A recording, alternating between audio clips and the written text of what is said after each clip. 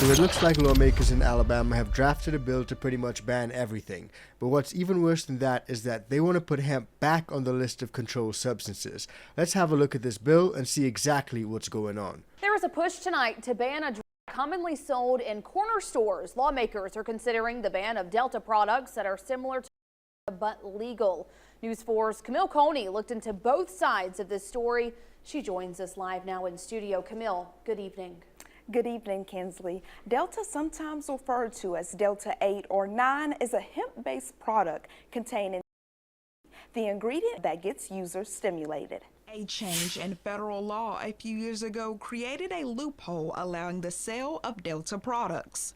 They appear to be, they smell like, and if they're legal but is illegal in the state of Alabama, it creates a huge conflict for us. So you guys can see Alabama is in a situation where certain things are permitted but other things are not. And you may be wondering, do they have a medical program? And according to this, the Alabama legislature approved a medical program in 2021. And it goes on to say, and I quote, "When the product is available, patients certified by participating physicians will be able to use herb for 15 conditions including cancer, chronic pain, depression, and Parkinson's disease." So it sounds great. But then we hop over to this article, which is literally a couple days ago, and it says, back in 2021, Alabama became the 36th state to pass medical legislation. Sadly, patients are continuing to this day to wait for relief as the licensing process has been stalled in litigation and delays. The patient registry is not open yet and no one can legally use or access herb. And as you guys can see, the last update on this is March the 4th, 2025. So we find ourselves in a situation where the Alabama legislature has actually approved a medical program. But fast forward 4 years and we still made zero progress. But now it seems that they want to take even further steps back as they classify hemp as a controlled substance. Now, according to federal law and the NIDA, anything that falls within the definition of hemp is not a controlled substance. But it seems that Alabama, they just got different views when it comes to that. Check this clip out. People are using Delta and other products, including beverages, and getting high, while others are getting arrested. A bill in the Alabama Senate will label Delta products as a controlled substance, making it illegal and possibly forcing store owners like Chig Martin to shut down. I think that our lawmakers in the state of Alabama need to be focusing on things like affordable health care and livable wages and not messing with something that is the state enjoys as a whole and businesses are thriving. And by all accounts, Delta sales are doing well as people learn how easy the products are to find. In Dothan alone, there are dozens of stores that sell Delta. Some who buy it say it has nothing to do with getting high, but they use it because they believe it has health benefits. I had been using melatonin and it got to where it wasn't really working. Kyle Pierce says he sleeps well after using Delta. Others say it helps with arthritis. So it's clear that Alabama sees things differently when it comes to this particular issue, despite the fact that a lot of people get medical benefits from this natural medicine. Now, there are a lot of Alabama businesses fighting back in the midst of this proposed ban, and that's actually causing lawmakers to step up and take notice, and that's caused them to switch their thoughts on having a straight-on ban to actually just regulating the market. But before we get into that, let's have a look at what some of these local businesses have to say about this entire thing. And there's also a poll which you guys might find pretty interesting. The fight to keep alive in the state of Alabama continues as local business owners voice concerns against Senate Bill 132. The anti-bill stands to make hemp-derived THC products such as Delta-8 illegal if passed. The substance is already banned in 17 states. Now, we want to know what you think. Should hemp THC stay legal? You can scan the QR code on your screen right now to vote. Now we want you guys to have a look at this poll. It's a viewer poll and it asks a simple question: should it stay legal? And 80% overwhelmingly say yes, it should. But let's continue. A new bill in the Alabama legislature looks to criminalize Delta-8, Delta-9, and Delta-10 products. If passed, Senate Bill 132 would reclassify psychoactive derivatives of hemp as a Schedule I drug, making the sale illegal. Local CBD business owner Sonia Laurie tells me this bill would impact 90% of the products sold in her store. The majority of everything I sell, even full spectrum CBD products, which are not psychoactive, would become illegal. So at that point, we would be out of business. One of the main concerns raised in the bill is the lack of regulation surrounding the products and the high potential for abuse. Adults over 21 in Alabama can go buy alcohol. Why can't they buy the products that they need that help them? We don't sell to children. Janelle Colburn tells me she learned about hemp products during her search for menopausal relief. She says other options did not align for her health-wise and financially. So when I hear there's a bill that's going to attack, again, women's health issues, it's very disheartening because it's one of the safest things that we have available to us. Laurie says if passed, she, along with the Alabama Hemp Trade Association, will work to prove the safety of the products sold. Now you guys can see there are a lot of differing views on this, but one thing that cannot be denied is that if this bill passes, a lot of local businesses will suffer and will be forced to close their doors. And personally, I think it's a really sad situation to see a lot of these local businesses have to shut down because of regulations that lawmakers are putting in place. And we've seen it happen across multiple industries. We've seen it happen in the 2A community over in Colorado, where a lot of businesses will be forced to shut down in that blue Democratic state, and over here in Alabama in a red conservative state, where a lot of businesses will be forced to shut down in the can community. So it feels like no matter what you do, lawmakers are against the people. Now you guys heard him cite the kids for the reasons that they're trying to push through these bans. Heck, that's something we hear a lot of times across multiple states.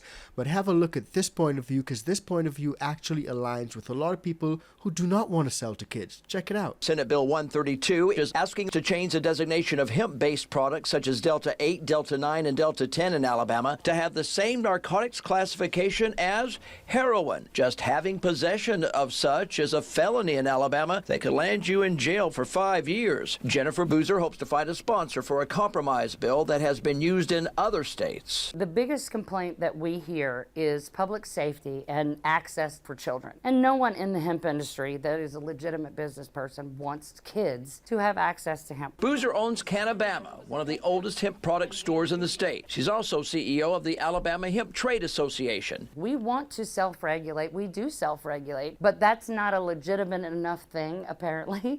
So we want rules on the books that we are supposed to follow so that the ones who don't can be dealt with and allow the rest of us to operate our businesses with integrity. Now I want to show you guys what law enforcement on the ground in Alabama thinks about this whole issue. But before we do that, let's have a look at another poll as businesses continue to push back against any bills regulating this market. A proposal to regulate certain products in Alabama hasn't made it to its first vote yet in a Senate committee. We want to hear from you. Do you think that products need more regulations? Scan the QR code on your screen to vote. Senate Bill 132 initially proposed banning products containing Delta-8, 9, and 10. It's now changed to regulating the products and licensing businesses to sell them. ABC 3340's Aaron Wise explains why one business owner says the bill is still overreaching. So as you guys can see, despite the fact that they've moved from an outright ban to a form of regulation, a lot of people are still opposed to regulation. Let's find out why.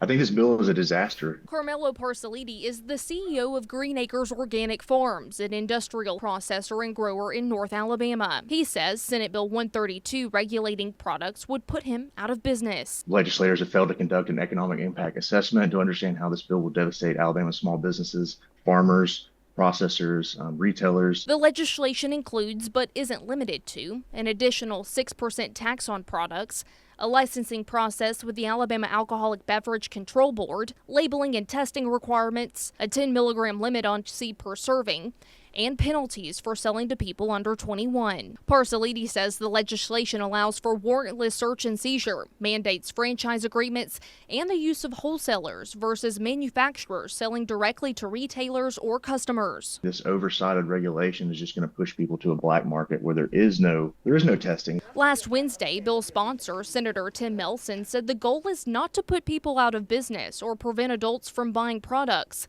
There's been an emphasis on keeping the products away from children. When I got my superintendent, like I said, calling me and telling me that 3 kids had been taken by ambulance to the hospital because they got some shop selling underage people, it's time to regulate it. It's time to get it in control. Parsaliti says there are compromises that can't be made.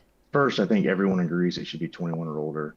and there needs to be some form of regulation. Parsaliti says moving hemp regulation to the Alabama Department of Agriculture, increasing the serving size limit in the bill, and creating a comprehensive license that covers multiple products are also areas of compromise. So those areas of compromise which are proposed are actually fantastic. But we got even better news. But before we get into that, if you guys are getting value from this video, please do like, share, and subscribe to the channel. And if you want to support us further, join the ICANN VIP Bean Club or cop some merch from the merch store. Now here we've got Sergeant Joshua Robertson with the Houston County Sheriff's Office in Alabama. Let's hear what he's got to say. But it's reasonable to assume that some are buying the product because they can't yet purchase medical.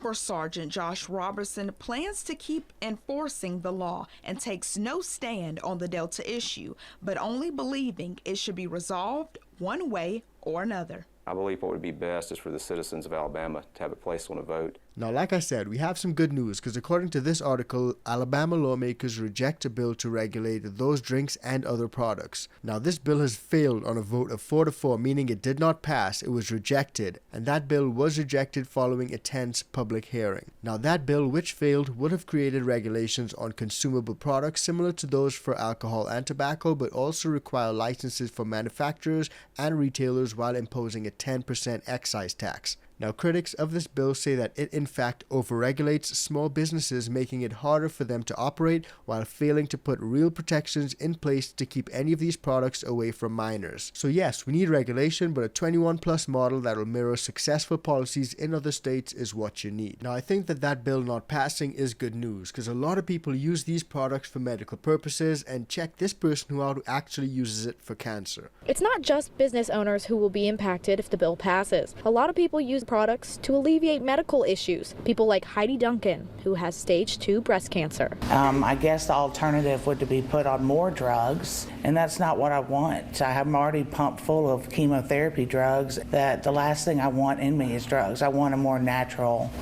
approach to this, so I don't know what I would do. What I worry about is the well-being of the 600 to 700 customers we have each month. I feel that this ban is unreasonable, and I think it's rooted with a little bit of lack of education, but maybe some ulterior motives as well. Despite that bill failing, there's also another bill being proposed which is less restrictive but also seeks to revise some of the penalties that you can face over there in Alabama. Now, the bill that I'm talking about specifically is SB 50. Now, under SB 50, which was introduced last month, this bill revises Alabama's possession laws by modifying criminal penalties and creating a more nuanced approach to possession offenses. But get this, guys, check this out. Let me know what you guys think of this. It establishes 2 distinct levels of possession. First-degree possession, which is 1 or more ounces, and second-degree possession, which is less than an ounce. For first-degree possession, the bill introduces a graduated fine system based on the number of prior convictions within 5 years, starting with a $250 fine for a first offense, increasing to a $500 fine for a second offense, and potentially escalating to a Class D felony